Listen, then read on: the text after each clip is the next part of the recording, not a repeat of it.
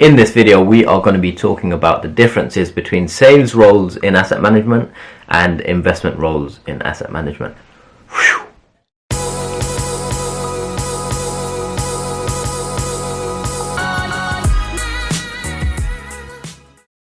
What is going on YouTube? Welcome back to the channel. For those of you that are new here, my name is Afzal Hussain. You can find out a bit more about me through the social media links below, or you can check out my website, which is www.afzalhussain.com.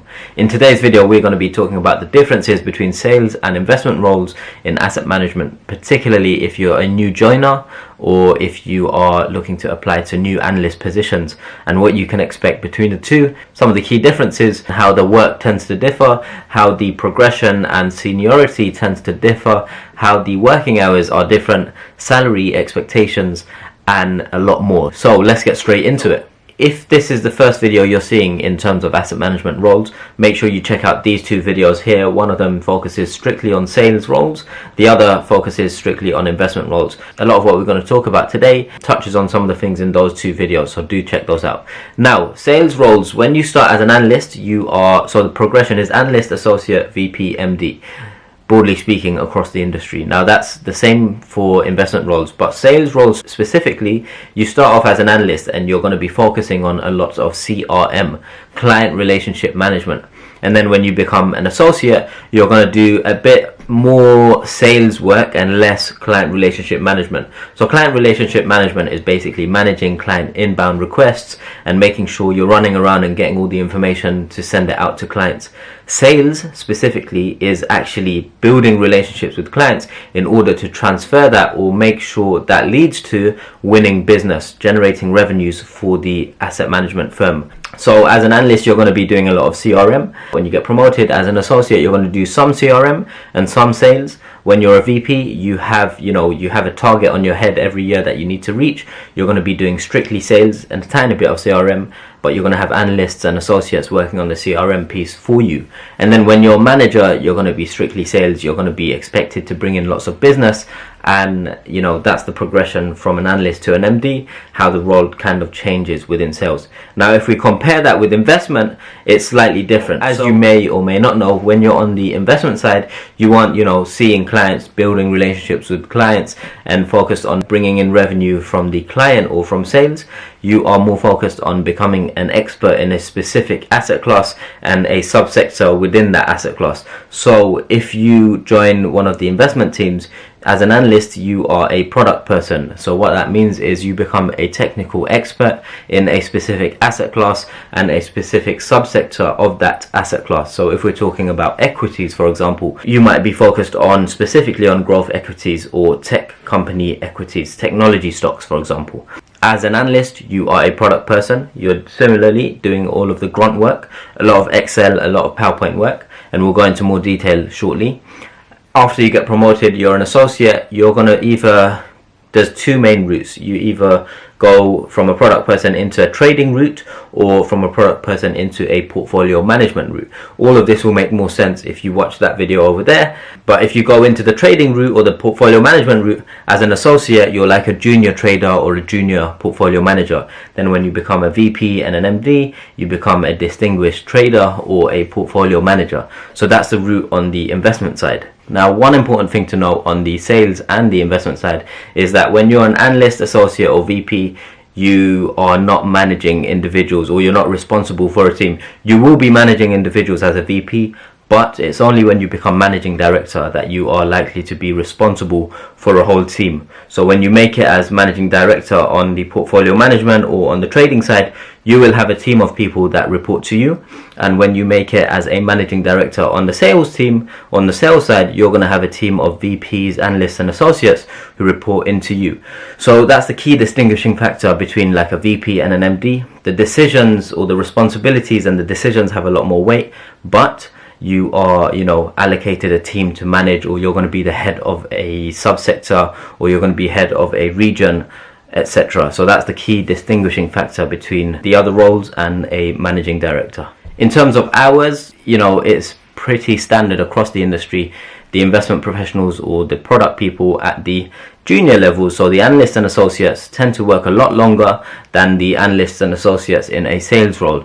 Now, part of that is because they tend to get in before markets open, so they need to be in earlier than salespeople, and they are generally working on so many different pitch books, so many different product requests, and there tend to be so many, and they're working on these for lots of different sales teams and clients, whereas the salespeople are just working for their clients, right? So the product people naturally have a lot more work that needs to be done, and that requires them to be in earlier and stay later. So if you are interning, or if you're a recent graduate, you will see, if you're in asset management, you will see the product people stay a lot longer and a lot later than the sales analysts and associates. As you get more senior, as you become like a VP or an MD, your hours tend to get shorter. You can leave the office, earlier, but obviously a lot of your decisions have a lot of influence and a lot more responsibility compared to the analysts and associates, who will be burning the midnight oil in some cases and working longer hours.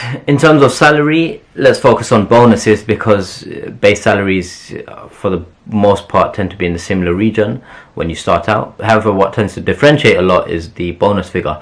Bonuses tend to be larger for the investment professionals because they're doing a lot of the investing. If you're a senior salesperson and you've brought in a lot of business, obviously your bonus is going to be really big. It's going to be really nice. But for the most part, investment professionals tend to get higher bonuses compared to salespeople, or at the junior levels anyway, because they are working a lot longer hours, and naturally that's just the way it is. They tend to get higher bonuses. You can obviously have all of these skills that I'm going to mention, but in terms of the best ones for a salesperson, they tend to be extroverted individuals, because it's a sales role, it's a client relationship business. You're going to be in a lot of industry events, lots of conferences, and you can't be shy and too introverted. So extroverted when it's required. Interpersonal, so you need to be good at building relationships, you need to be good at holding a conversation, you need to be interested in people. So extroverted, interpersonal. And then as a salesperson, it's always good to have attention to detail. You're going to be sending a lot of stuff out to clients, and you need to make sure anything that goes out to clients doesn't have any mistakes or errors, and so attention to detail is very important. So extroversion, interpersonal skills, and attention to detail. On the investment side, it's very, very important to be highly analytical. So you're going to be working with a lot of Excel data, you're going to be working on lots of pitch books, and if you can analyze this data, or especially when you're creating or drafting any reports, analytical skills will come into use, because your work requires a lot of analytics, a lot of data, a lot of reporting, and you need to be able to analyze lots of moving parts in order to create the relevant piece of work for your manager, your team, internal teams, sales teams, clients, etc. Your ability to use Microsoft Excel and PowerPoint to a high standard will help you stand out and progress faster within the role. Being able to use Microsoft Excel and PowerPoint are a very valuable skill if you're going into an investment role, because most of your work is going to be done on Excel and PowerPoint, so that's very important. And lastly, commercial awareness is very important. You need to know what's going on in your portfolios and how the commercial environment or any geopolitical news can impact the portfolios that you work closely on, or the product that you are covering. So if you're a fixed income analyst or an equity analyst, you need to know how new releases of data or changes in interest rates are going to impact portfolios, because knowing this information allows you to have good conversations and help the people in your team who are more senior than you, and it shows them that you're switched on. So from an investment perspective, being good at Microsoft Excel and PowerPoint, being commercially aware, and having good analytical skills play an important role in succeeding in that role. Important to know, if you're a salesperson, you're going to be a generalist when it comes to products and technical knowledge. If you're an investment professional, you're going to be an expert in a very niche area. So the salespeople are generalists, and the reason for that is because they might have a client who's interested in fixed income, they might have another client who's interested in quant, they might have another client who's interested in equities, and so you need to know the various products in these different asset classes, but on a surface level. So you don't need to know too much about them. The more you know, the better, but there's a lot of products, right? And so you're a generalist. Whereas on the investment side, you're specifically working within one asset class and within a subsector of that asset class, and so you need to know everything going on in that space. So you're an expert in one area. if you're an investment professional, as opposed to a salesperson who's a generalist across the board. In terms of mobility, I've seen people from asset management, whether it's sales or investment, go into the markets division, so sales and trading. I've seen people go into the investment banking division. I've seen people go into private banking. So in terms of mobility, you can move around, because working in asset management gives you a good grounding. Just like any other front office role, for the most part, you get a thorough grounding in a lot of soft and hard skills, and naturally that makes it easier to move. Also, people have left the industry, gone and joined startups, etc, etc. So yeah, mobility opportunities and options are good regardless of sales or investment. If you like that video, make sure you give it a thumbs up. If you aren't already, make sure you subscribe to the channel, and if you have subscribed, turn on post notifications so you never miss a video in 2020. It's been an amazing year. It's been a really good 2019. I want to say to every single one of you watching this video, thank you for making 2019 amazing. Thank you for taking this channel from 0 to over 28,000 subscribers. And for those of you that are celebrating Christmas, I hope you have a great time with your friends and your families. And yes, I will see you next year. Happy New Year. Peace.